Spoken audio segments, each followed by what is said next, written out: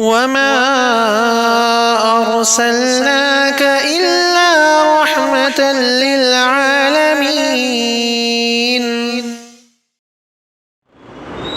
إن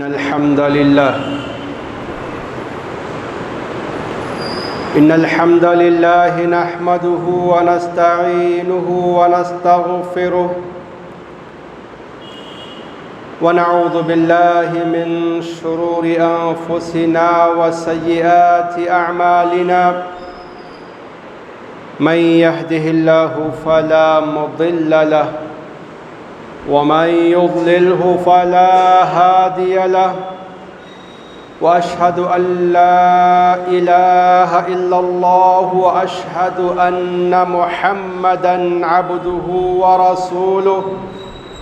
أما بعد فإن خير الحديث كتاب الله وخير الهدي هدي محمد صلى الله عليه وسلم وشر الأمور محدثاتها وكل محدثة بدعة وكل بدعة ضلالة وكل ضلالة في النار.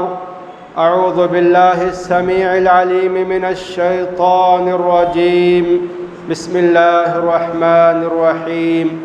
يا أيها الذين آمنوا اتقوا الله حق تقاته ولا تموتن إلا وأنتم مسلمون. يا أيها الناس اتقوا ربكم الذي خلقكم من نفس واحدة وخلق منها زوجها وبث منهما رجالا كثيرا ونساء واتقوا الله الذي تساءلون به والأرحام إن الله كان عليكم رقيبا. يا أيها الذين آمنوا اتقوا الله وقولوا قولا سديدا يصلح لكم أعمالكم ويغفر لكم ذنوبكم ومن يطع الله ورسوله فقد فاز فوزا عظيما. قال الله تبارك وتعالى: لقد كان لكم في رسول الله أسوة حسنة.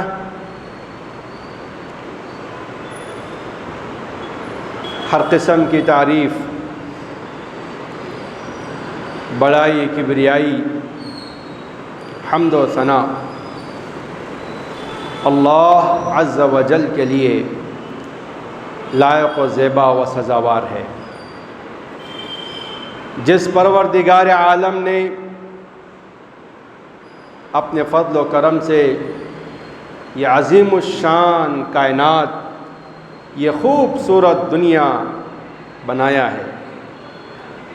اس میں اللہ نے اپنی مرضی سے، اپنی مشیت سے چھوٹی بڑی مخلوق پیدا کی ہے، خوبصورت سے خوبصورت مخلوق، بہترین سے بہترین مخلوق، چھوٹی سے چھوٹی مخلوق بھی اللہ نے بنائی ہے۔ ان تمام میں اللہ نے ہمیں اپنی مخلوق میں سے جسے سب سے زیادہ عزت، جسے سب سے زیادہ شرف سے نوازا، اس مخلوق میں ہم کو پیدا کیا، یعنی ہم کو اشرف المخلوقات بنایا۔ ان میں اللہ نے ہمیں انسان بنایا، انسانوں میں اللہ تعالیٰ نے ہمیں اپنا مسلم بندہ بنایا۔ ان مسلمانوں میں بھی اللہ تعالیٰ نے ہمیں توحید کو سمجھنے والا، کتاب سنت کو سمجھنے والا، صحیح طریقے کو اپنانے والا، بدعات سے بچنے والا، خرافات سے بچنے والا، شرکیہ کاموں سے بچنے والا، ایسا مسلمان بنایا۔ یہ اللہ کا بڑا فضل ہے۔ پھر ان تمام موحدوں میں بھی اللہ نے ہمیں وہ موحد مسلم بنایا جو اللہ کی عبادت کے لیے وقت نکال کر جمعے کے فریضے کو سمجھ کر وقت پہ حاضر ہوا ہے۔ یہ اللہ کا فضل ہے جسے ہمیں محسوس کرنا چاہیے۔ اس کے علاوہ اگر ہم اللہ کی نعمتیں دیکھیں تو ہماری جسمانی نعمتیں دیکھیے آپ، اللہ نے دیکھنے کے لیے آنکھ، سننے کے لیے کان، سونگھنے کے لیے ناک، چکھنے کے لیے زبان، پکڑنے کے لیے ہاتھ، چلنے کے لیے پیر، جسم میں خون دوڑانے کے لیے دل، خون صاف کرنے کے لیے کڈنی، ہضم کرنے کے لیے معدہ، اللہ اکبر، پھر ان کو نکالنے کے راستے اللہ نے بنائے، انرجی دی، طاقت دیا، قوت دیا، ایسی غذائیں رکھی جن غذاؤں سے ہمیں انرجی اور طاقت ملتی ہے۔ بتاؤ ہم نے یہ سب چیزیں استعمال کر کے اللہ کا حق ادا کیا؟ کیا ہم اللہ کا حق ادا کر سکتے ہیں؟ ماں کے پیٹ سے لے کر زمین کی گود تک ہمیں مسلسل اللہ کے ہر پل ہم اللہ کے احسان میں ہیں۔ ہم نے گزشتہ سالوں میں سانسوں کی قیمت کیا ہوتی ہے ہم نے دیکھا ہے۔ سانس لینے کی تکلیف کا احساس دنیا نے اس کا تجربہ پہلے نہیں کیا، صرف سنتے تھے، لیکن ہم نے قریب سے دیکھا ہے اللہ کی اتنی بڑی نعمتیں۔ فَبِأَيِّ آلَاءِ رَبِّكُمَا تُكَذِّبَانِ، اللہ کی کن کن نعمتوں کو بندو تم جھٹلاؤ گے؟ ہم اللہ کے احسانوں تلے ہر پل جیتے ہیں، صرف محسوس کرنے کی ضرورت ہے اور اس کا شکر ادا کرنے کی ضرورت ہے۔ اللہ ہمیں توفیق عطا فرمائے۔ الحمدللہ رب العالمین الرحمن الرحیم مالک یوم الدین۔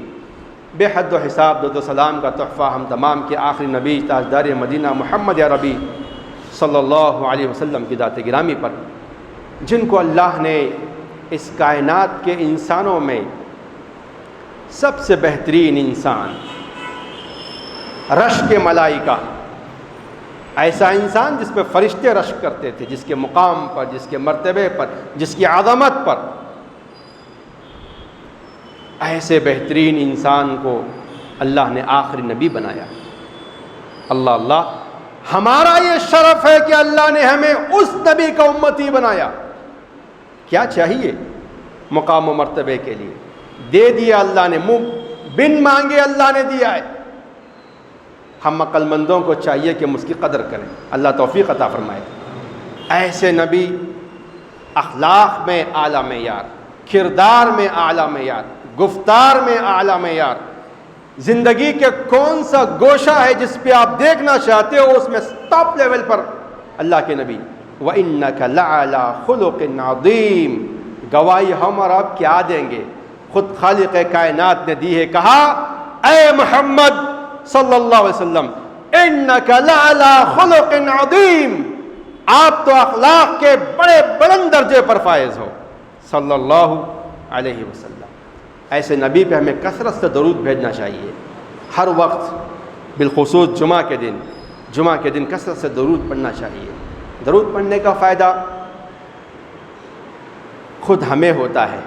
کیونکہ جو بندہ اللہ تعالیٰ کے محبوب ترین بندے پر درود بھیجتا ہے، اللہ تعالیٰ خوش ہو کر اس بندے پر اپنی 10 رحمتیں اتارتا ہے۔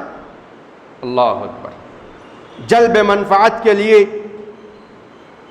اگر ہم چاہتے ہیں کہ ہماری زندگی میں خوشیاں آئیں، اللہ کی نعمتیں برسیں، تو درود کا کثرت سے اہتمام کرنا چاہیے۔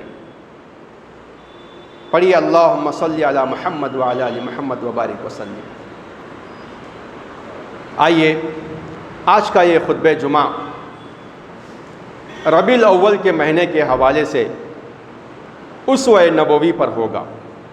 ہم نے گزشتہ جمعہ مسجد عبد التواب میں اس سلسلے کی پہلی کڑی کا بیان کیا تھا۔ آج انشاءاللہ کچھ اور باتیں آپ کے سامنے رکھیں گے اور یہ سلسلہ ربیع الاول کے یہ مہینے میں چلتا رہے گا۔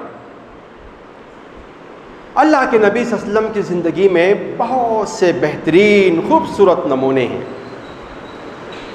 ایک شخص جو یہ چاہتا ہے کہ اپنی زندگی ایک آئیڈیل زندگی ہو، جو شخص یہ چاہتا ہے کہ اس کی زندگی ایک مثالی زندگی ہو، اسے چاہیے کہ وہ اللہ کے نبی صلی اللہ علیہ وسلم کی بایوگرافی پڑھے، اللہ کے نبی صلی اللہ علیہ وسلم کی سیرت پڑھے، ان کی زندگی کو پڑھے۔ جو اس دنیا میں بڑا بننا چاہتا ہے اسے چاہیے کہ وہ بڑوں کی بایوگرافی پڑھے، بڑوں کی زندگی پڑھے۔ ہر بڑا اللہ کے نبی کو پڑھ کر بڑا محسوس کیا ہے۔ اور کوئی چاہتا ہے کہ وہ دنیا میں کمال پیدا کرے، اسے چاہیے کہ وہ کمال کے آدمی کا مطالعہ کرے۔ اللہ کے نبی صلی اللہ علیہ وسلم کی زندگی ایک دم کمال پر تھی، تو ان کی زندگی کو پڑھنا چاہیے۔ میں حالات کے حوالے سے حالات کو ذہن میں رکھ کر ہندوستان کے وہ حالات، یہ وطن عزیز، یہ ہمارا پیارا ملک جس میں ہم پیدا ہوئے، جس میں ہم پلے بڑے اور جس میں ہم سانسیں لے رہے ہیں، فطری طور پر اللہ نے ہمیں اس سے ایک محبت رکھی ہے۔ ایک قلبی، ایک فطری لگاؤ ہوتا ہے۔ جس دھرتی پہ انسان کی پیدائش ہوتی ہے اس سے محبت ہونا ایک فطری تقاضا ہے، اسلام اس سے روکتا نہیں ہے۔ یہاں پر ہم مسلمانوں کے لیے آئے دن جن حالات کا سامنا کرنا پڑ رہا ہے وہ بڑے تشویشناک ہیں،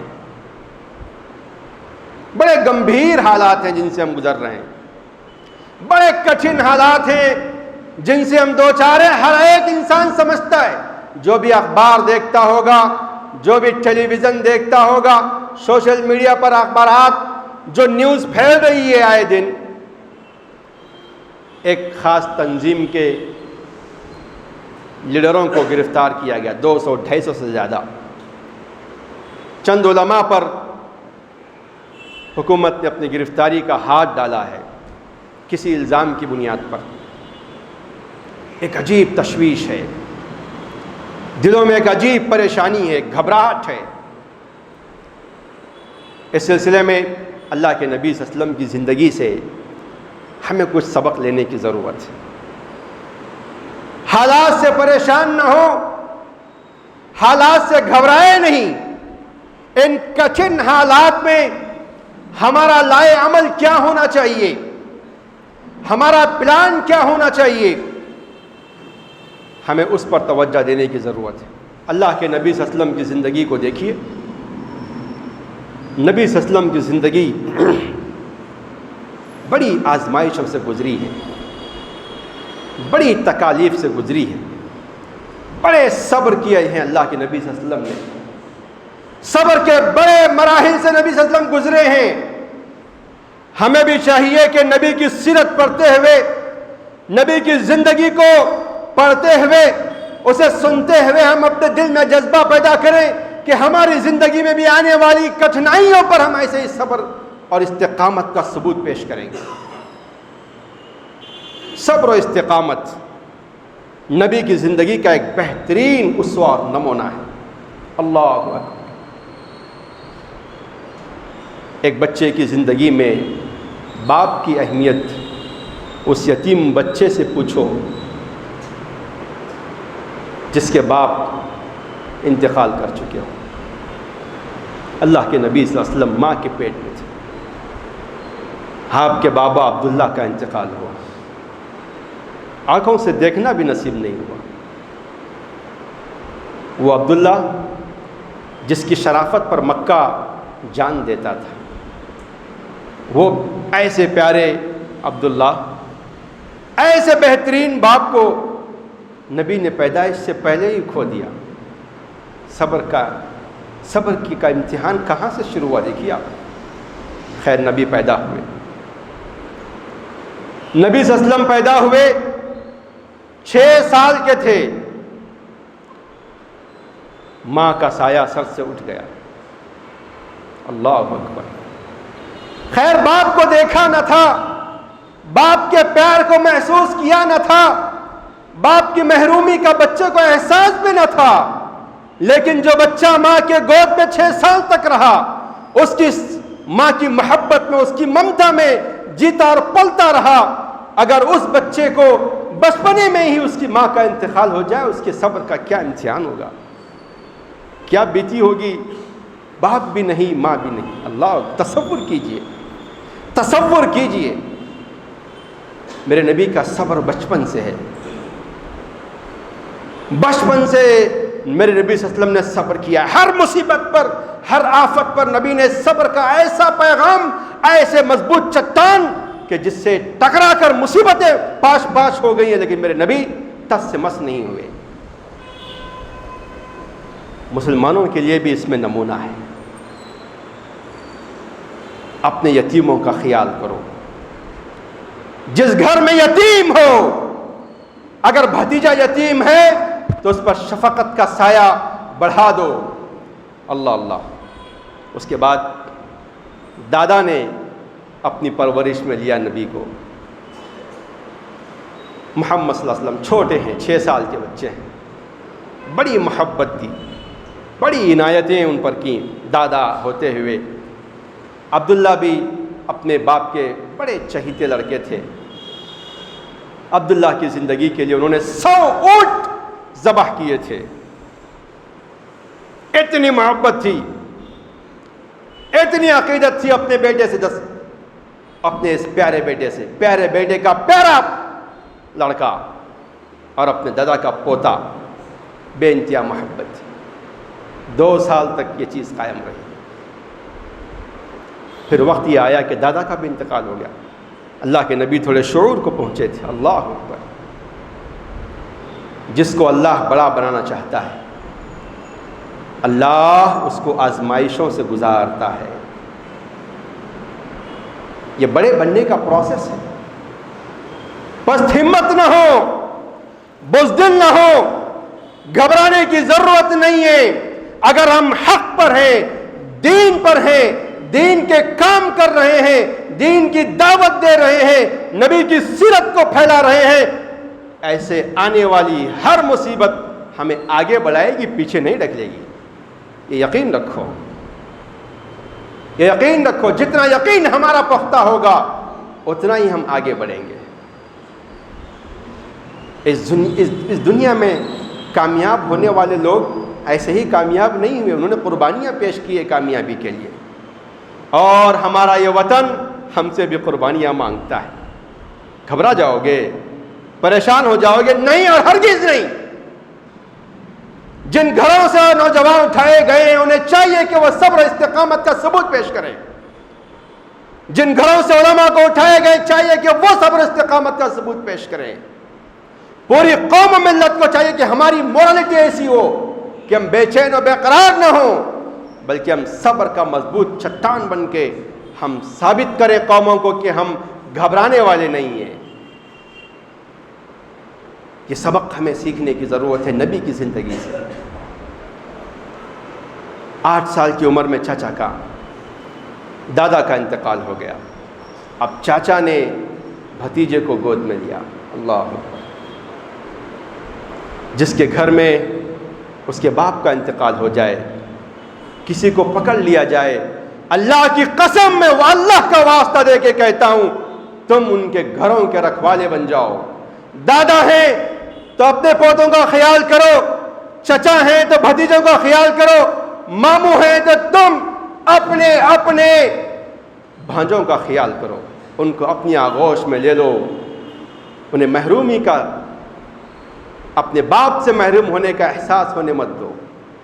یہ مورالٹی پیش کرنا چاہیے سوسائٹی کو، یہ اخلاق پیش کرنا چاہیے سوسائٹی کو. چچا نے گود میں لیا اور اللہ اکبر، کیا پیارے چچا تھے وہ، کیا پیارا بھتیجا تھا وہ. اور اپنی آنکھوں سے دیکھا کعبۃ اللہ میں اللہ کے نبی صلی اللہ علیہ وسلم تشریف لاتے ہیں. چھوٹے 8 سال کے بچے ہیں. جب تشریف لاتے ہیں تو عرب کے لوگ، مکے کے لوگ دیکھتے ہیں کہ چچا ابو طالب اپنے بیٹوں کو آزو بٹھاتے ہیں، بازو بٹھاتے ہیں. بھتیجے محمد آتے ہیں تو گود میں بٹھاتے ہیں. اللہ اکبر. دیکھا آپ نے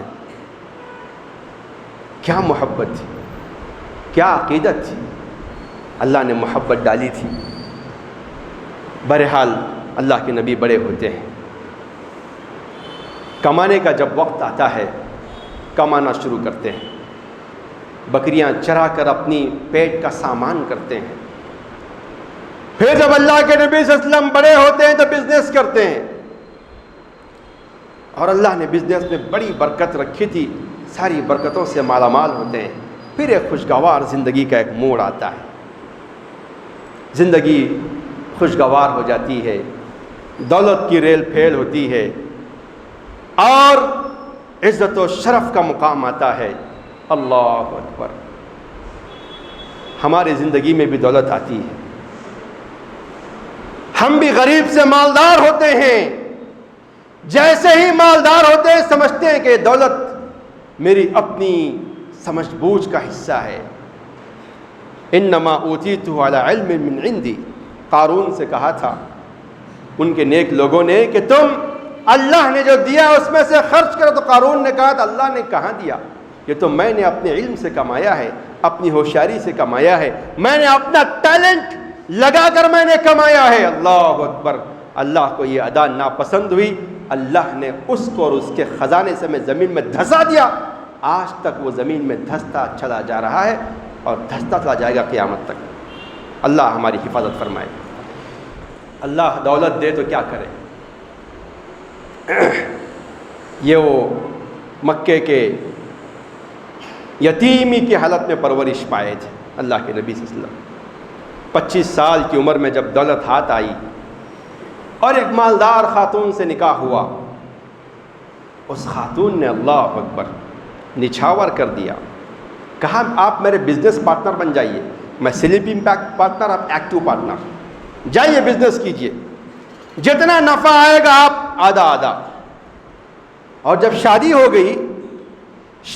گئی تو کہا کہ میری پوری دولت کے مالک اب آپ ہیں، جیسے چاہے خرچ کرے، اللہ کی قسم اللہ کے نبی صلی اللہ علیہ وسلم نے ایک پائی کا بھی مس یوز نہیں کیا، یتیموں کو دیا، غریبوں کو دیا، مسکینوں کو دیا، بیواؤں کو دیا، بے سہاراؤں کو دیا، قرض داروں کو دیا، دیتے رہے، خرچ کرتے رہے۔ سلام اس خاتون پر جس نے نبی کو اتنا کھلا ہاتھ رکھ کر خرچ کرتے ہوئے کبھی نہیں کہا کہ آپ کہاں خرچ کر رہے ہیں، کہاں خرچ کیجئے، میں سمجھتی ہوں کہ آپ صحیح جگہ خرچ کریں گے۔ اللہ اکبر، بیوی بھی ملے تو ایسی ملے، خرچ کیا آپ نے، اور اس میں آنے والی پیسے کی جتنی تنگی ہوتی ہے خرچ کرنے میں نبی نے اسے برداشت کیا۔ اور جب ایک وقت آیا اللہ کے نبی صلی اللہ علیہ وسلم 40 سال کی عمر کو پہنچے، نبی بنا دیے گئے، اللہ کے نبی صلی اللہ علیہ وسلم گھبرا گئے۔ نبی بنانا ایک سخت پروسیس ہوتا ہے، ایک کٹھن مرحلے سے گزرنا پڑتا ہے، بڑے سخت حالات کا سامنا کرنا پڑتا ہے۔ اللہ کے نبی صلی اللہ علیہ وسلم ان سخت حالات کو دیکھ کر تھوڑی دیر کے لیے گھبرا گئے۔ اندازہ کیجئے صبر کا یہ پہاڑ، صبر کا یہ چٹان جب گھبرا گیا وہ حالات کو دیکھ کر کے، تو کتنے کٹھن حالات تھے ہوں گے نبوت کی کہ اختیار کرتے وقت، نبی بنائے جاتے وقت۔ تنہائی میں اچانک فرشتہ آ کر جس انداز سے اپروچ ہوتا ہے، نبی گھبرا گئے، گھر آ کے کہتے ہیں دثرونی دثرونی زملونی اے میرے گھر والوں مجھے چادر اڑاؤ، مجھے کمبل اڑاؤ۔ بی بی خدیجہ پریشان کہتی ہیں کیا بات ہے؟ کہا کہ ایسا اور ایسا حادثہ ہو، میں گھبرا رہا ہوں، مجھے میری جان کا خطرہ ہے۔ اللہ اکبر، تب اللہ کے نبی نے کیا کہا؟ انک تصل الرحم وتحمل الکل۔ اللہ اکبر، کہا ہے میرے سرتاج، اے میرے شوہر، اللہ آپ کو ضائع کرے گا کیا؟ آپ ان حالات سے گھبرا کے ہرگز نہیں کہا، اللہ آپ کو ہرگز ضائع نہیں کرے گا۔ کیوں؟ کیونکہ آپ تو بوجھ اٹھاتے ہیں، کمزوروں کا بوجھ اٹھاتے ہوئے دنیا نے دیکھا ہے آپ کو، بے سہاروں کی مدد کرتے ہوئے لوگوں نے دیکھا ہے آپ کو، آپ کیسے ضائع ہوں گے؟ اللہ آپ کو ہرگز ضائع نہیں کرے گا۔ بیوی نے تسلی دی، ہمت آئی۔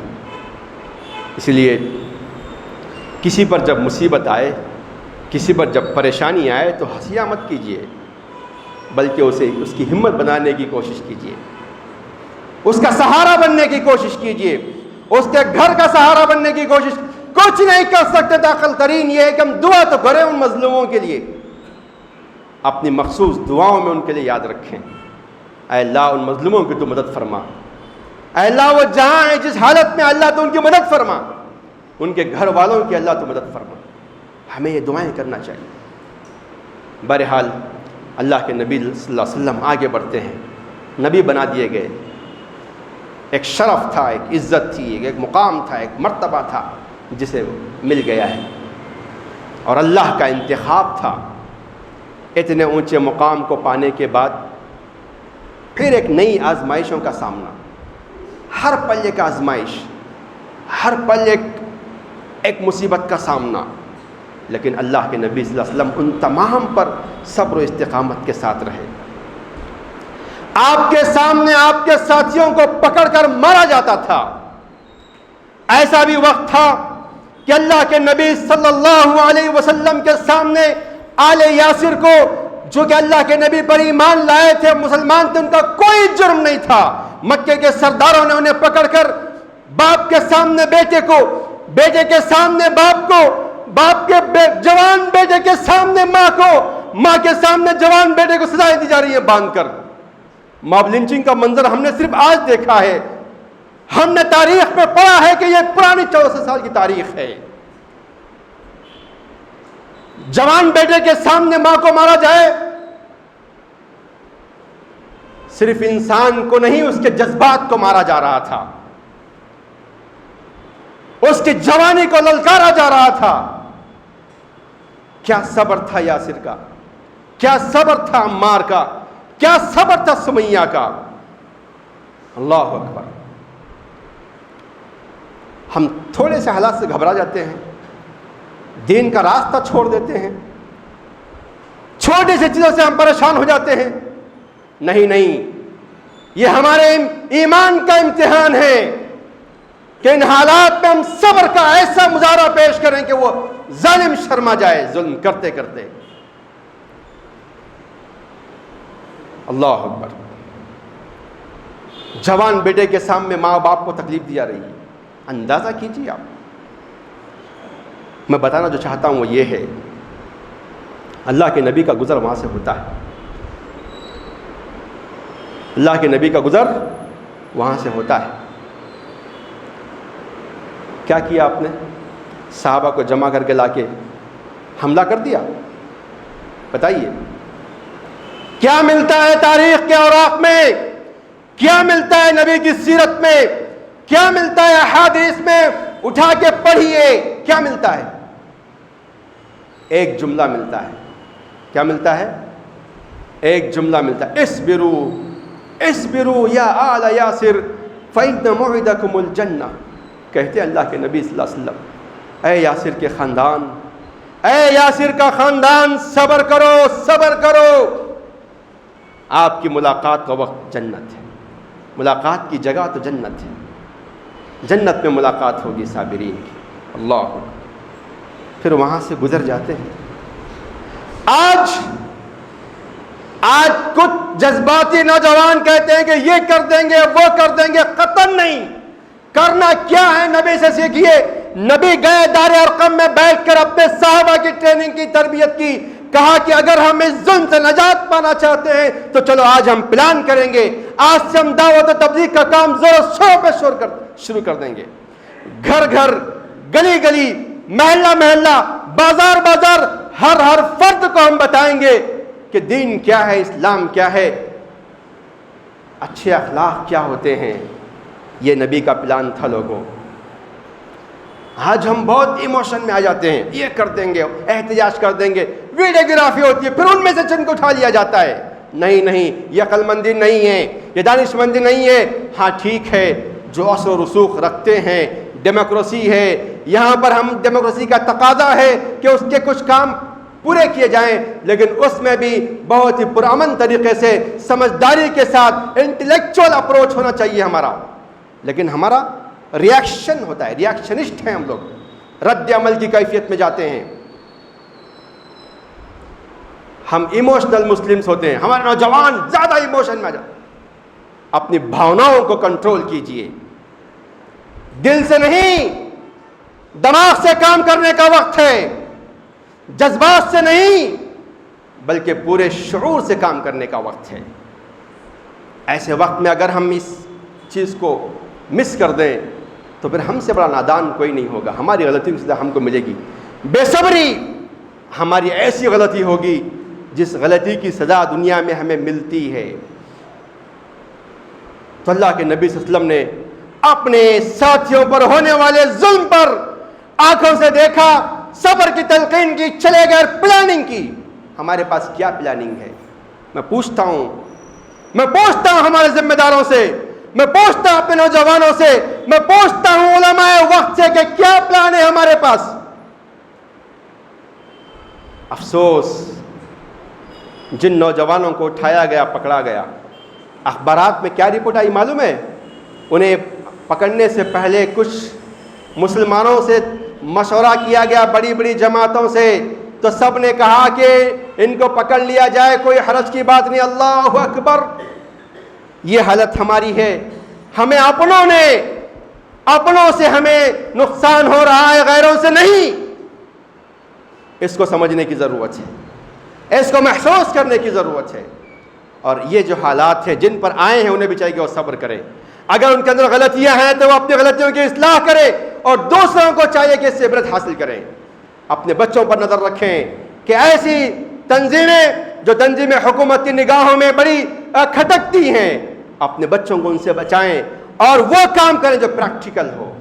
جائیں اللہ کے نبی کی سیرت لے کر، ابھی ربیع الاول کا مہینہ ہے، جاؤ سیرت کی کتاب ہاتھوں میں لے کر تقسیم کرو، جاؤ اللہ کے نبی کی بایوگرافی کو لوگوں کے ہاتھوں میں تھماؤ۔ دا پروفٹ آف پیس، امن کا پیغامبر، اس کے پیغمبر بن کے پہنچاؤ، اور قرآن کی آیتوں کو پہنچاؤ۔ اپنے کردار سے دعوت دو۔ انڈیویجول دعوت کا یہ وقت ہے، انفرادی ملاقاتیں کرو، اس کا یہ وقت ہے۔ اللہ کے نبی صلی اللہ علیہ وسلم نے 3 سال تک اللہ کے نبی صلی اللہ علیہ وسلم نے مکے میں انفرادی دعوت کا کام انجام دیا ہے۔ اگر ہمیں یہ کام کرتے کرتے 30 سال لگے تو بھی زیادہ وقت نہیں ہے، کرنا چاہیے، کیونکہ 70 سال سے کچھ نہیں کر پائے ہم لوگ۔ تو بہرحال سمجھانا یہ چاہتا ہوں کہ نبی کی زندگی ربیع الاول کے حوالے سے، ربیع الاول کے مہینے میں بھی ہم بڑے عجیب کام کرتے ہیں نبی کی محبت میں، جلسے کیے، جلوس کیے، میلاد کے نام پہ، سب بدعت و خرافات ہیں۔ میرے مسلمان بھائیوں، ان سے بچو، اس سے آپ کو کوئی فائدہ ہونے والا نہیں، کیونکہ یہ نبی کی سنت نہیں ہے، نبی کا طریقہ نہیں ہے، کسی کا ایجاد کرتا ہے، ہم کو اچھا لگا ہم کر رہے ہیں۔ نہیں، ہم کو جو اچھا لگے وہ نہیں کرنا چاہیے، جو اچھا ہے کتاب و سنت میں وہی کرنا چاہیے۔ اچھا کیا ہے وہ کتاب و سنت میں ہے، اسے پڑھیں، اسے سمجھیں اور اس کے مطابق عمل کی کوشش کریں۔ تو ربیع الاول کے اس مہینے میں اللہ کے نبی صلی اللہ علیہ وسلم کی سیرت کے حوالے سے کچھ باتیں ہمیں سیکھنے کی ضرورت ہے، پڑھنے کی ضرورت ہے، اور اس کو پھیلانے کی ضرورت ہے۔ اس کے لیے ہم کوشش کریں، اس کے لیے ہم محنت کریں، اس کے لیے ہم جستجو کریں۔ اپنا پیسہ دیگیں چڑھا کر، بریانی بنا کر، اسے کھلا کے ویسٹ کرنے میں نہ کریں۔ اللہ کی قسم، اپنے پیسے کو ہم ایسی جگہ انویسٹ کریں کہ اللہ کے نبی کی زندگی کے معاملے میں وہاں خرچ کریں۔ ہم اپنے غیر مسلم دوستوں سے مل کر اللہ کے نبی صلی اللہ علیہ وسلم کی زندگی کو سمجھانے کے لیے اپنا وقت نکالیں۔ اس سے ریولوشن آئے گا، اس سے انقلاب آئے گا۔ انقلاب کا یہی ایک راستہ ہے، جس راستے کو تم اپناؤ گے وہ راستہ حکومت کی نگاہ میں کھٹکے گا اور تم دیر بدیر پکڑ لیے جاؤ گے، اور پھر تمہیں آزمائشوں سے گزرنا پڑے گا۔ اور یہ راستہ وہ ہے کہ اگر اس راستے میں کٹھنائیاں آتی ہیں تو اس میں مصیبت سہنے کا بھی الگ مزہ ہوتا ہے۔ تو اللہ کے نبی صلی اللہ علیہ وسلم کی زندگی میں جو صبر کا پہلو تھا، جو صبر کا اسوہ ہے، اس کو ہمیں اپنانے کی ضرورت ہے۔ آج کل کے جو حالات ہیں، یہ حالات بھی تقاضا کرتے ہیں کہ ہم صبر کا دامن تھامے رہیں، اور صبر کے ساتھ ہم صحیح پلاننگ کے ساتھ ہم کام کریں۔ یہاں سے جتنے افراد بیٹھے ہیں ان تمام تک میری یہ آواز پہنچے اور وہ سمجھ لیں کہ ہمیں اگر ہوش کے ناخن نہ لیں، اگر ہم لاابالی پن میں رہیں، ان کو پکڑا گیا ہے، ہمیں کیا ہے، ان کے ساتھ ہوا ہے، ہمارا کیا ہے، تو ایسی بات نہیں ہے۔ یہ پورا ایک ترتیب کے ساتھ یہ ہو رہا ہے، تو آج ان کی تو کل ہماری باری ہو سکتی ہے۔ اس سے پہلے ہمیں کیا کرنا چاہیے، اس پر ہمیں سنجیدگی سے غور کرتے ہوئے ایکشن لینے کی ضرورت ہے، پلاننگ کرنے کی ضرورت ہے، اور اس کے اندر کہیں بھی جذباتیت نہ ہو بلکہ سمجھداری ہو، بلکہ ایک پلان ہو جس کے تحت ہم کام انجام دیں۔ تو اس کے لیے ہم تمام کو غور و فکر کرنا چاہیے۔ ایک کام جو ہم کر سکتے ہیں وہ یہ ہے کہ ہم اپنے پڑوسیوں کو اپنے ملنے جلنے والے غیر مسلم بھائیوں کے ذہن میں ہم اسلام کی محبت پیدا کریں، اللہ کے نبی سے محبت پیدا کرنے کی کوشش کریں۔ اس کے لیے آپ ایسے افراد سے ملاقات کریں جو اس سلسلے میں محنت اور کوششیں کر رہے ہیں۔ میں آپ تمام سے گزارش کرتا ہوں کہ اللہ تعالیٰ ہم تمام کو جو باتیں میں نے سنی ہیں، جو باتیں میں نے کہی ہیں، ان تمام باتوں کو ہمیں یاد رکھنے، ان کے مطابق عمل توفیق عطا فرمائے۔ آمین۔ وآخر دعوانا ان الحمد للہ رب العالمین۔